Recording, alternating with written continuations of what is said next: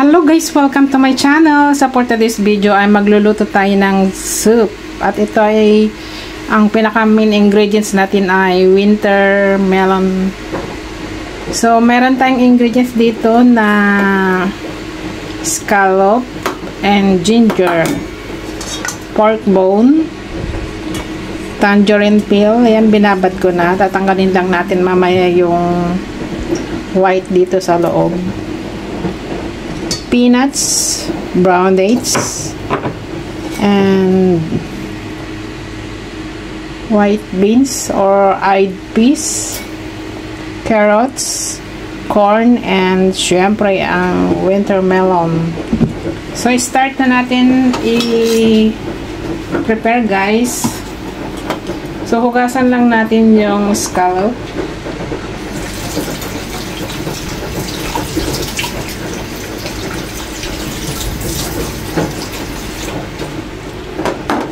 And hugasan din natin yung peanuts, eyed peas, and brown dates.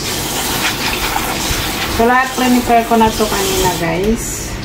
So yung maghuhugas na lang at saka chop-chop. So dahil malapit or winter na or mag-i-start na ng winter, so magluluto tayo ng winter melon. So may ginger dito, inano ko na kanina, so pipit-pitin na lang natin. And yung tangerine peel, binabad ko na, tanggalin lang natin yung ano. So ayan. Okay. Ayan. So yung winter melon, tinanggalan ko na yung buto. So nahugasan ko na rin to kanina. So i-chop-chop na lang natin guys. So okay lang to na hindi tanggalin yung balat. Pwede rin na tanggalin yung balat. So hindi ko na lang tatanggalin yung balat para hindi agad maduro. So i-chop-chop na natin.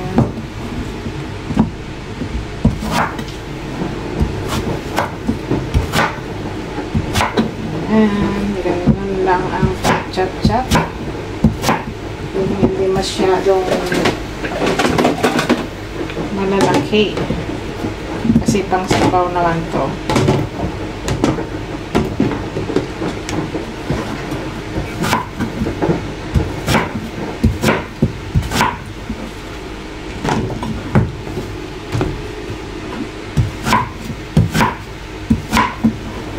Ayan, na-cut na natin. So, i-set aside natin. And then, next, ang carrots na balatan ko na rin kanina. So, i-chop na lang natin. So, pang sabaw. So, medyo malalaki.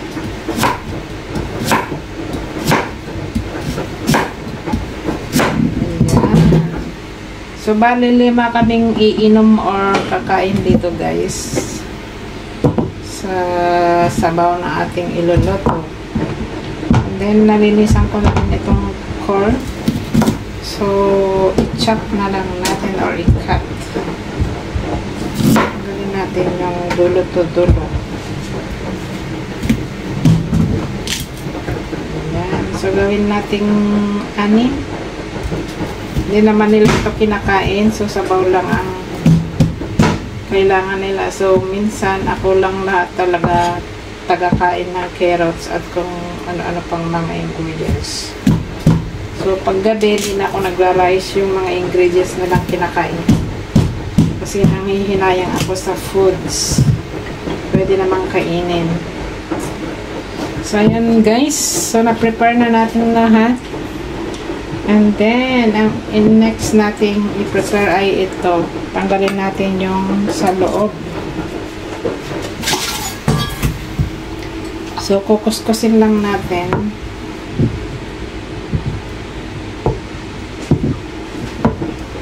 So, guys, yung sinasabi kong tanggalin. Ayan. Ayan, marami siya, oh. So, ganun lang ang paglinis ng tangerine peel. Ayan. Okay na yan. Ang bango nito guys pag maluto. Ayan guys, okay na yan. So ito itapon natin. Then start na natin magluto.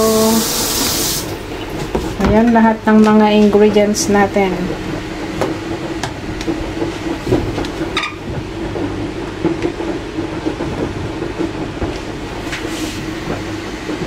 Ayan. So magpakulo tayo ng tubig for the pork bone para i-balance natin.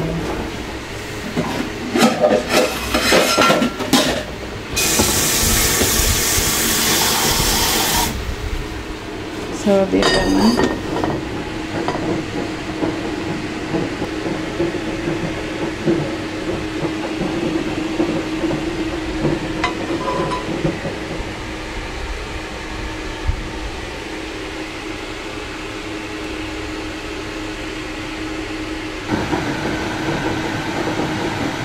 So, paandarin na rin natin yung sabaw natin.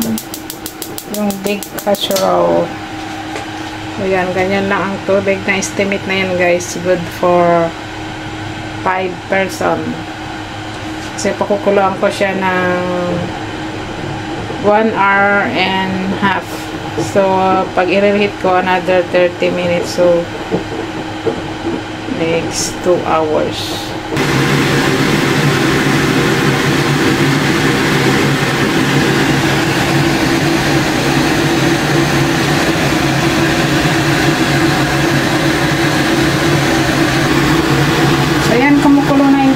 Balansin natin yung pork bone para matanggal yung excess dirt kasi may dugo-dugo pa to.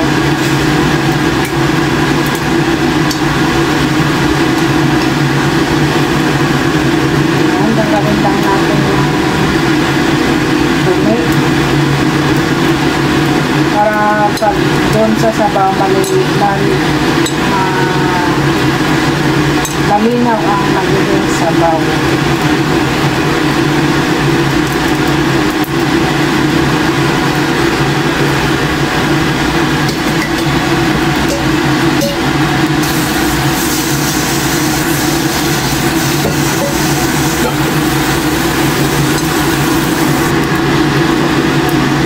Ayan, babanlawan na natin.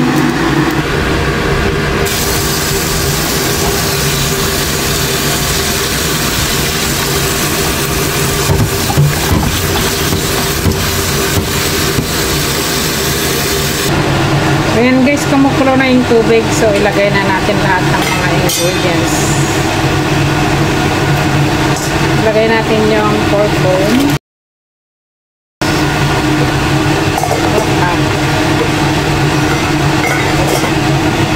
Ayan, ilagay natin yung peanuts, black-eyed peas, brown eggs, and ginger.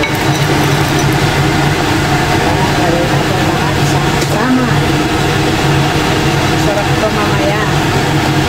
Then, ilagay din natin yung dried scallops. Ito sa bowl na kasi nandyan yung lasa. And next is corn and carrots. Ayan.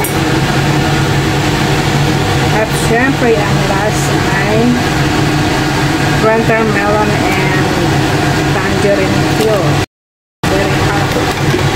So, ayan guys, sama-sama na. So, lalagyan natin ng konting salt.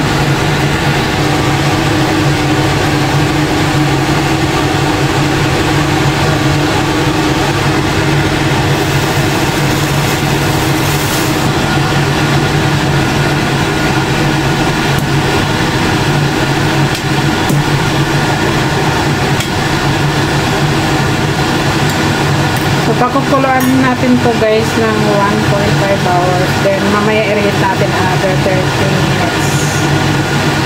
So, i-cover na natin guys. Ayan. Naka-high fire pa siya. So, mamaya ilo-low fire natin.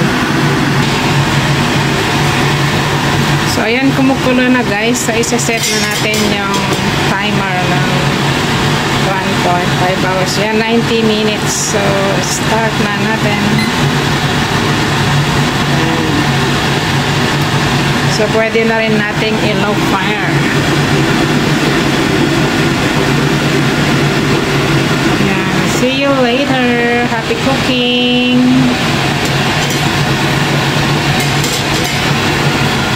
Bango-bango na.